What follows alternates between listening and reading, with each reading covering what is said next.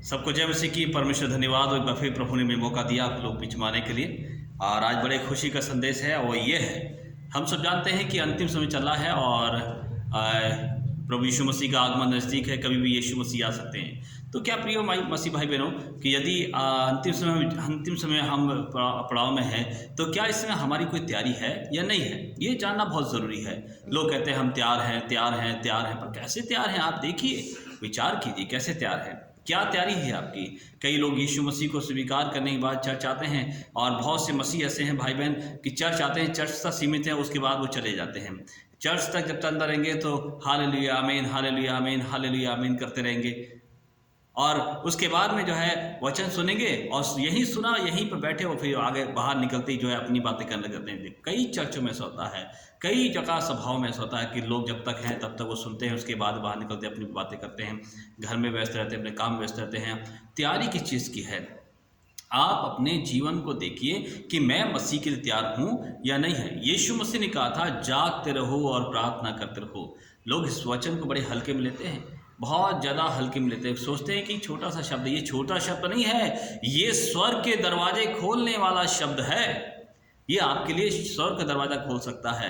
ये जब आप इसको फॉलो करेंगे तो आपके लिए स्वर्ग के दरवाजे खुल जाएंगे। जागना और प्रार्थना करना, इसका मतलब ये नहीं है कि हम पूरी रात जागते रहें। इसका मतलब ये नहीं है कि हम दिन में भी ना सोएं, रात को भी ना सोएं, कभी सोए नहीं। हम हमेशा अपनी आंखें पत्थर की बना के देखते रहें और जागते रहें, कह रहे हैं कि जाग रहे हैं, हम जाग रहे हैं। ये इसका मतलब ये नहीं है। इसका मतलब ये है कि आप परमेश्वर के लिए तैयार रहें, चौकन्ने रहें, क्योंकि यीशु आएगा और आपको अपने साथ ले जाने वाला है। क्या उस बात के लिए आप तैयार हैं? क्या उस दिन के लिए तैयार हैं? क्या यीशु के साथ जाने के लिए तैयार है? पर वो तैयारी कैसी है? क्या आप यीशु के लिए सजे सजाए हैं? आपने अपने आप को यीशु के लिए संवारा है या नहीं संवारा है? आप कितने वचन में आप पड़े हुए हैं, कितने आप प्रभु के राज्य के लिए तैयार हैं, ये देखें अपने आप को। आपका प्रार्थना का जीवन कैसा है? आपका आत्मिक जीवन कैसा है? आपका स्वभाव कैसा है? आपका आज्ञा मानना कैसा है? आपका प्रार्थना करना कैसा है? आपका जो है जीवन प्रभु के लिए कितना समर्पण है, ये देखिए अपने आप को।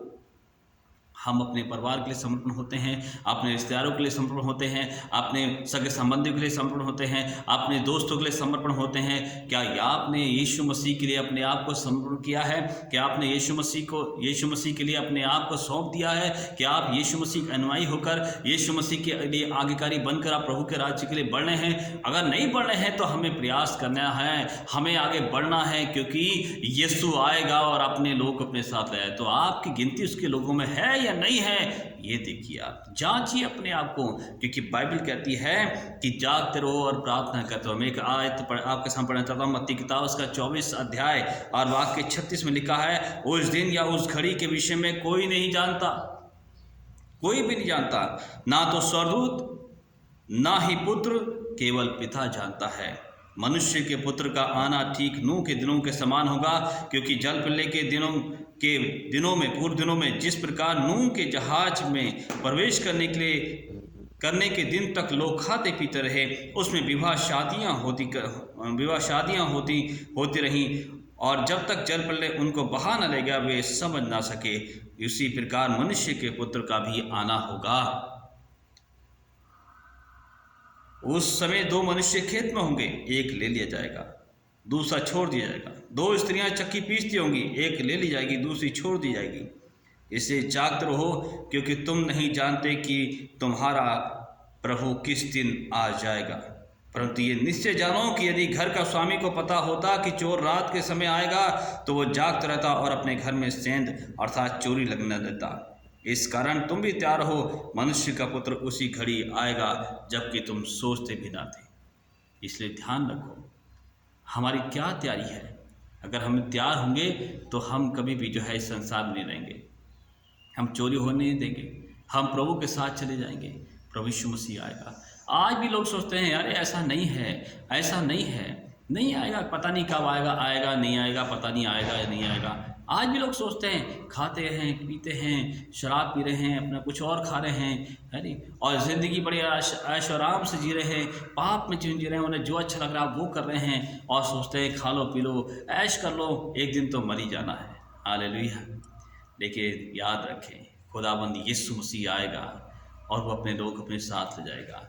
नूह के समय भी ऐसे हुआ, लोग खाते पीते रहे, शादियाँ ब्याह करते रहे, ऐशो आराम करते रहे, और वो नूह चिल्लाता रहा, अपने आप को बदल लो, अपने आप को पछतावा करो, आप तौबा कर लो, प्रभु यीशु मसीह से परमेश्वर जो है इस दुनिया को ख़त्म करने जा रहा है। लेकिन किसी ने नहीं मानी, और आखिरकार जब तक जल पिले में बहा न गया तब तक वो इसी बात में अनजान रहे कि हम बच जाएंगे, बचेंगे, लेकिन नहीं बच पाए। वही बच्चे जो प्रभु के बताए हुए थे, वही बच्चे जो प्रभु ने इनको बचाया था, वही बच्चे जो प्रभु के साथ चले, नूह और उसका परिवार। प्रियो, आज भी लोग ऐसी सोचते हैं।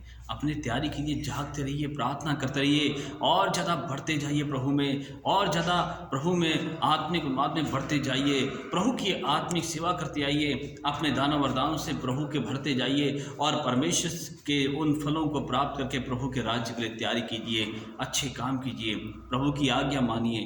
तभी तो हम प्रभु के हम लिए तैयार होंगे, तभी तो हम जागेंगे, तभी तो हम अच्छे होंगे, तभी हम प्रभु के लिए तैयार होकर प्रभु के राज्य में जाएंगे। इसलिए प्रार्थना का जीवन और आपकी खुद की तैयारी, आज्ञाकारिता आपके जीवन में बहुत ज़्यादा फलदायक है। यही सबसे बड़ी मेन बात है। प्रार्थना का जीवन होना चाहिए, हर समय प्रार्थना करते रहो, और आज्ञाकारिता आपके अंदर होनी चाहिए। प्रभु के लिए वफादारी, प्रभु के लिए ईमानदारी, और प्रभु की आज्ञाओं का पालन करना, यही हमारे लिए तैयारी है। आज हम प्रभु की आज्ञा मानते हैं, और हम प्रार्थना का जीवन हमारा है, और हर गलत बात से बचे हुए हैं, तो याद रखें प्रभु आपसे प्यार करता है, और वो आप आएगा और अपने लोग अपने साथ लेगा। तो जब अंतिम समय आएगा, यीशु मसीह का अंतिम दिन आएगा, जिस दिन वो यीशु मसीह आएंगे, संसार में रैप्चर होगा, उस दिन आप प्रभु के साथ होंगे, प्रभु के राज्य में होंगे।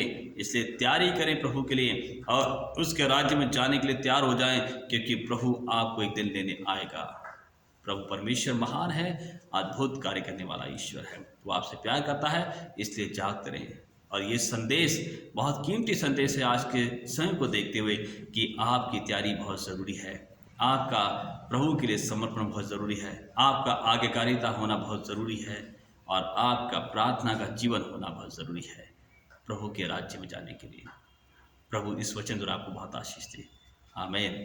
प्रभु परमेश्वर का धन्यवाद जो प्रभु ने समय दिया है, और मैं आपसे आगे करता हूं कि इस वीडियो को ज़्यादा से शेयर करें, और चैनल को सब्सक्राइब करें, लाइक करें, ताकि इस वचन को लोग ज़्यादा से देख सकें और अपने जीवन को प्रभु के लिए तैयार कर सकें। धन्यवाद।